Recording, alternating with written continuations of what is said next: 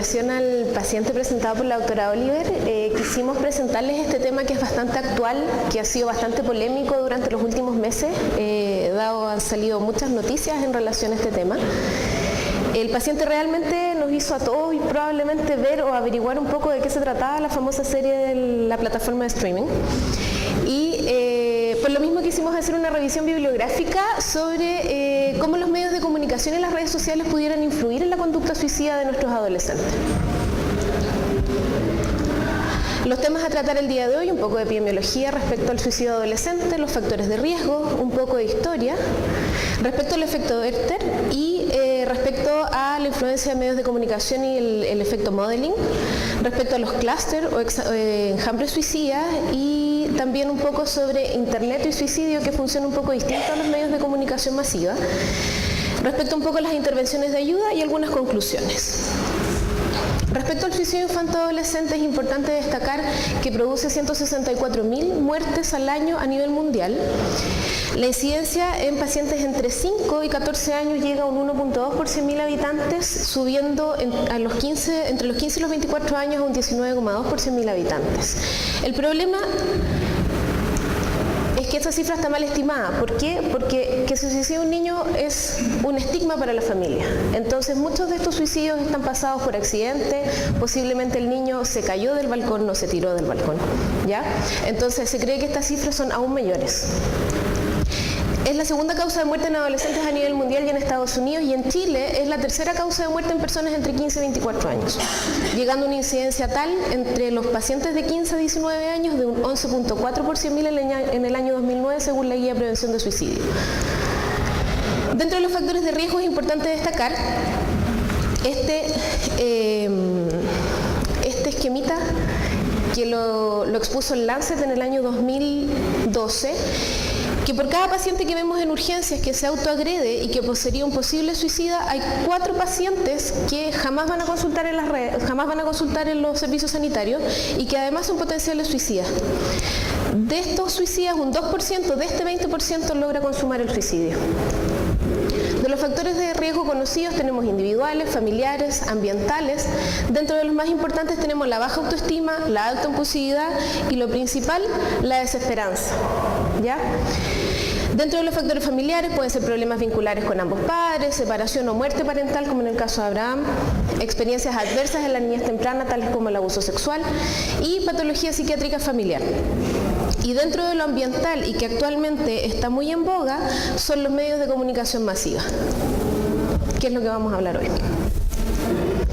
Un poco de historia. Tenemos 2 fenómenos que se describen respecto a la conducta suicida, que son el efecto Werther y el efecto Papageno. El efecto Werther se refiere al efecto imitativo de la conducta suicida, también llamado en inglés el modeling, y toma su nombre de la novela Las penas del joven Werther, que es de Goethe, y que fue publicada en el año 1774, donde el protagonista comete un suicidio por penas de amor. Y ese mismo año se vio que en Alemania, Italia y Dinamarca hubo un aumento en reporte de suicidios con el mismo mecanismo del protagonista, por lo tanto se prohibió su difusión. El efecto contrario es el efecto Papageno, que en el fondo sugiere que la cobertura informativa de personas que se suicidan pudiera generar que estas personas desistieran de cometer un suicidio. Y este nombre proviene del personaje de la ópera de Mozart, de la flauta mágica, en el cual el personaje planifica su suicidio y hay 3 espíritus de los cuales lo hacen cambiar de idea. Respecto al efecto Werther, se describen 2 formas de contagio suicida, en los cuales el enjambre habla de un comportamiento agudo similar en un grupo de personas que mantienen proximidad temporal o geográfica, que son los suicidios en masa. Y respecto al contagio suicida, pudiera ser por transmisión de persona a persona, en grupo de pares, o también pudiera ser a través de temas familiares, y el por imitación, que tiene que ver con respuesta a estímulos externos, y aquí es donde entran los medios de comunicación y redes sociales. Respecto al modeling, se han estudiado 2 tipos de modeling, tanto en suicidios de la vida real como en suicidios ficticios, donde los personajes de las películas o de las historias terminan con un suicidio. Respecto al modeling de suicidios reales, hay varios autores que han estudiado tanto en Austria, en el Reino Unido y en Estados Unidos. En Austria, estos autores evidenciaron que hay una dosis respuesta en el número de suicidios que es proporcional a la duración de la cobertura y la importancia dada por los medios de comunicación. Por otro lado, Pirkis y sus colaboradores reafirman que la relación causal entre la cobertura mediática de un suicidio famoso y hay un aumento subsecuente de la conducta suicida en personas susceptibles. Y por otro lado, Romer y Stack han visto que las personas menores de 25 años serían más susceptibles y también las mujeres al efecto imitativo. Pero, por otro lado, el mismo señor Stack demostró que la exposición a material que describe en forma negativa el suicidio reduciría significativamente el efecto imitativo. Y por otro lado, en el año 87, en Austria, se introdujeron las guías de prevención de suicidio en Viena y se demostró una reducción significativa de las tasas de suicidio. El modeling de suicidios ficticios, si bien está descrito, lamentablemente se han hecho varias revisiones de varios estudios que buscaban la correlación entre suicidios ficticios y la conducta suicida posterior a su estreno, pero los estudios son de mala calidad, no permiten sacar conclusiones válidas y por lo que hace falta más investigación al respecto. Lo que sí, hay un estudio que pareciera ser metodológicamente correcto que se realizó en el Reino Unido y que evaluó la conducta suicida posterior al estreno de un capítulo de una serie en la cual el protagonista moría por envenenamiento. Se evidenció un aumento del 17% de la conducta suicida de la misma forma durante la primera semana y un 9% durante la segunda semana. Lo que sí era interesante era que la sobredosis de la mayoría coincidía con el medicamento de la serie y además la edad de los intentadores coincidía con la del protagonista. Respecto a los clústeres y los enjambres suicidas, se basan en la teoría del aprendizaje social, ¿ya? El individuo, lo interesante aquí es que el individuo se inclina a imitar comportamientos y conductas en el modelo donde comparte características en común. Esto es de total importancia en los adolescentes porque los grupos de pares son vistos como modelos a seguir más que los familias y más que los otros adultos. Y existe una relación asociativa entre personalidades similares con intereses en común y tienden a formar grupos de pares. Y además, las personas con ideación e intentos suicidas suelen pertenecer al mismo grupo o clúster y previo a la ocurrencia de un estímulo suicida por uno de sus miembros. Y aquí es donde entran las redes sociales. ¿Ya?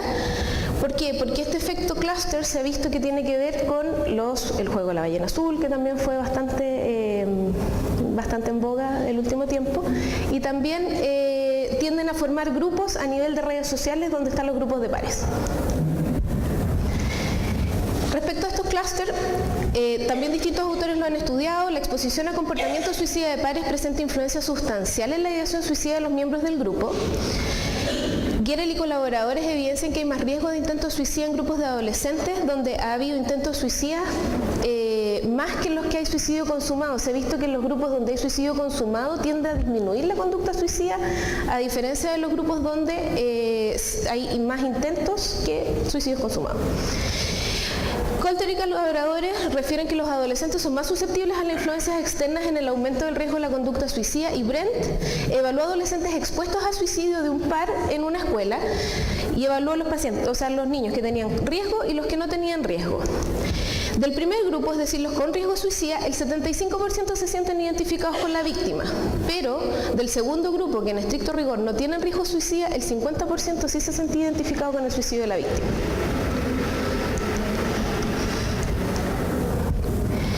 Respecto a Internet y el suicidio adolescente, esta es una noticia que salió en un journal estadounidense donde se evaluó cómo aumentó la búsqueda respecto a suicidio por el estreno de la serie de 13 razones de por qué, y se vio que aumentó hasta en un 44% la búsqueda de la frase ¿cómo cometer suicidio en los 20 días posteriores al estreno de la serie?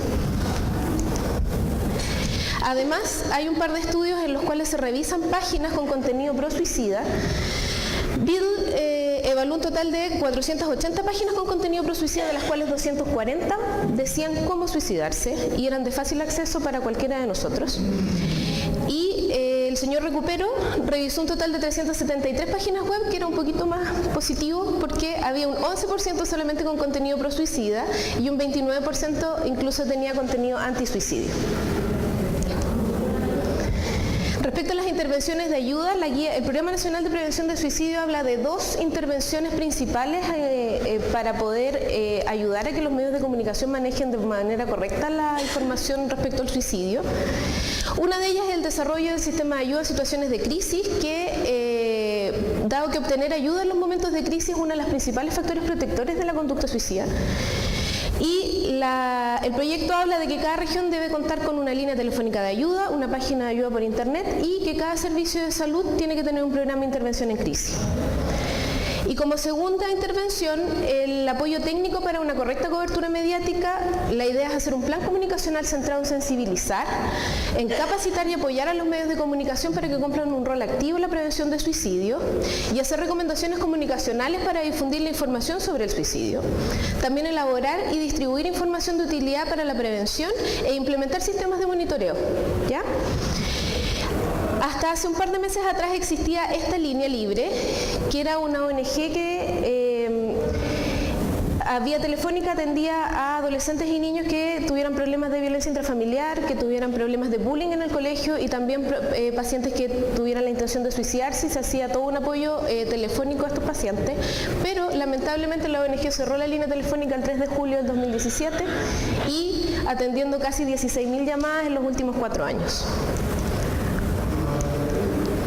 ¿Cuáles son las otras líneas de ayuda? Principalmente el Salud Responde del Ministerio. También hay una fundación que se llama Fundación José Ignacio, pero que está en Santiago, pero tiene una ayuda vía mail o vía chat. O sea, uno se mete a la página y pudiera obtener algún tipo de ayuda vía chat. Los otros fonos son el Fono Niños de Carabineros, el 147, el 149, que es el Fono Familia, también la Fundación Integra, el teléfono de Sename y la Fundación Todo Mejora, que se basa más en temas de género y diversidad sexual, pero también tienen un área que previene suicidio. Como conclusión, la variabilidad en el formato de los medios de comunicación y sus patrones de uso y otras influencias sobre el comportamiento suicida hace difícil probar su influencia directa en el comportamiento suicida. Se ha visto que es en personas susceptibles. Si bien sugiere que estas formas de tecnología pudieron introducir una amenaza para la población susceptible, también abre oportunidades de prevención y asistencia al suicidio. El papel causal de los medios en la decisión de una persona a suicidarse o adquirir los medios para hacerlo no puede establecerse como una forma directa. Y el papel de redes sociales y su potencial influencia en un comportamiento suicida es un fenómeno nuevo, en evolución y que recién estamos empezando a evaluar y comprender. El debate actual debiera incluir la existencia de responsabilidad del sector público o del privado y si debiera restringirse el contenido de Internet, dado que es el medio más difícil de regular.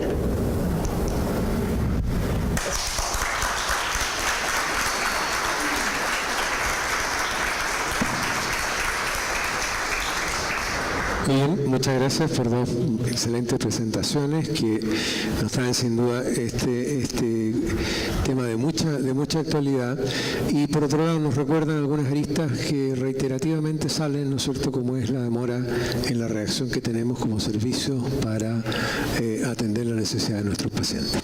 Tenemos tiempo, por favor, para consultas, comentarios.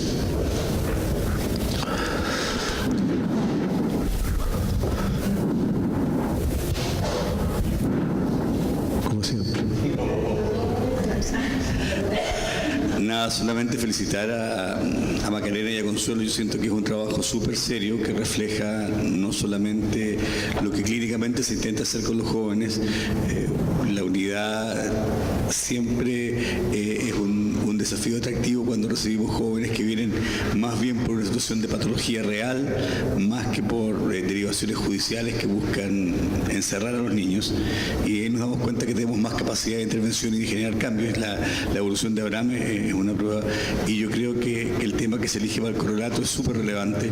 Es un tema que va a ser tema en el Congreso de Psiquiatría Infantil de noviembre, que va a ser tema del simposio suicidio del Congreso de la SONEPSIN, porque efectivamente los medios están, las vías de comunicación, y yo creo que debemos tener la inteligencia para usarlos en beneficio de los jóvenes y de los niños y no como una forma de riesgo, pero para eso tenemos que estudiar y tenemos que saber. Así que muchas gracias a ambas.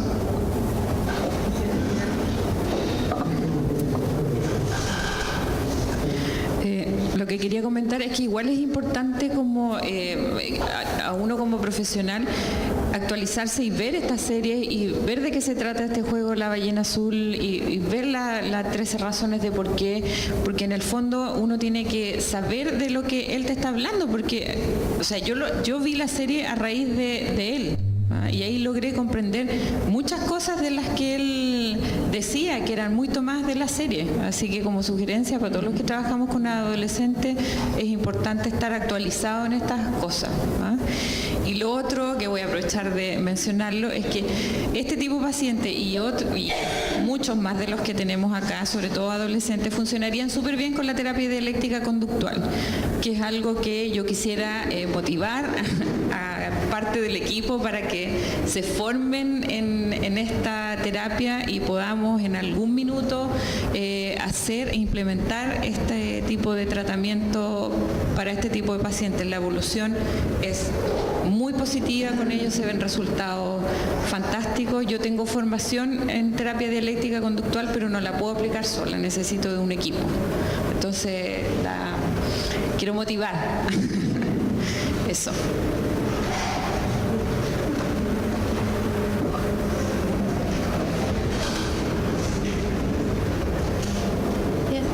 Mi nombre es Daniela Chandía, enfermera de la Unidad de Menores Mujeres. Antes que todo, felicitarlas también por el trabajo y la excelente presentación. Y lo segundo, más que todo, un comentario más que una pregunta respecto a la temática, de que si bien es, como dice la doctora Oliver, algo que realmente sucede, que llegan pacientes consultando que han jugado La Ballena Azul, que ven esta serie, algo muy frecuente, y el comentario va un poco por lo que exponía la doctora Jara respecto al riesgo de estos enjambres suicidas, estos clústeres, porque en la unidad de menores se conocen menores que tienen estas mismas conductas de autolesión con riesgo suicida y que vuelven a llegar en reiteradas ocasiones, y vemos que sí se agregan a Facebook, sí potencian de repente sus conductas de autoagresión. Entonces me parece que es como algo súper importante, que de repente acá se conocen y siguen creando lazos, afuera algunos positivos, pero otros que en verdad son mayormente de riesgo. Entonces, algo que también durante la hospitalización tenemos que tener como en cuenta y después en el seguimiento posterior.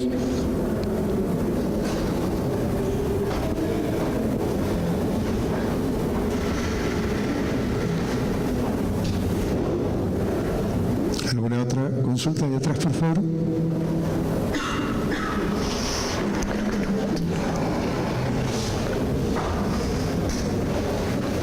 Bueno, obviamente también felicitar al equipo por la presentación y por lo interesante del caso y el correlato teórico. A mí también me tocó ver estas series, los 13, 14, no sé cuántos capítulos son, en un fin de semana apurada, a propósito de una paciente que también me estaba hablando de las 13 razones. La verdad es que es una serie que yo creo que todos los que trabajamos con adolescentes debiéramos verla. Tiene la ventaja que es bastante entretenida. Sacando el tema de que pone el suicidio como la solución y además los descontextualiza, porque la protagonista, que es la que aparece en la carátula ahí, es la suicida y aparece en cada capítulo. ¿Cómo arreglárselas para ser protagonista y estar presente aún estando muerto? O sea, más encima distorsiona la realidad tremendamente. Pero lo interesante es que también muestra otras aristas, como por ejemplo los colegios hacen caso omiso del bullying, cómo no se resuelve, pone el tema del abuso sexual como una de las causantes también. O sea, ahí todos caben, o sea, es muy fácil sentirse identificado. Y con respecto al caso, yo me preguntaba, ¿este hermano también habrá sido abusado por ese mismo padre?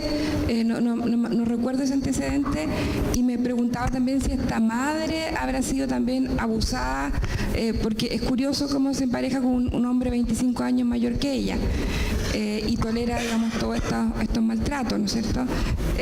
Y también cómo aparece esta homosexualidad en el contexto del abuso y de una historia de violencia intrafamiliar con un hombre violento, digamos, como imagen, etcétera. No sé, creo que hay mucha psicoterapia que hacer, DBT por cierto, pero también pensaba en esta AIT, que ¿no es cierto?, terapia del adolescente centrada en la identidad, en cómo poder ayudar a construir una identidad en este joven que tiene tantas complicaciones, malformaciones congénitas, una enfermedad neurológica congénita, etcétera, vivencias de abuso transgeneracionalmente. Me imagino que la identidad debe ser algo muy difícil de construir en él también.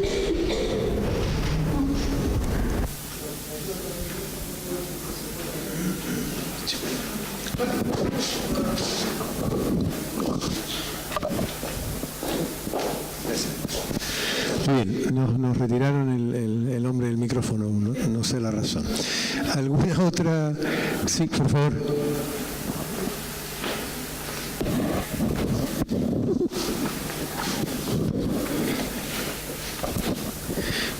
Bueno, felicitar la presentación igual. Respecto del correlato si uno, que he hecho la práctica, si uno busca páginas de salud mental, no solo de promoción, sino específicos, no hay tanto. No hay tanto. Hay de promoción, pero muy leve, con estas frases como media Facebook, ¿cierto? Como frases positivas, pero como que tiene poco impacto. Y quizá también la reflexión que quiero hacer es que también estamos un poco al debe de cómo nosotros también evolucionamos como agentes de salud especializados, ¿ya? Cómo podemos ocupar también espacios, si no me equivoco, hace un par de años acá alguien hizo una presentación acerca de un programa que era a través de Twitter, si no me equivoco, que era de prevención de suicidio, si es que no me equivoco los datos, y que había tenido un impacto real, ¿ya?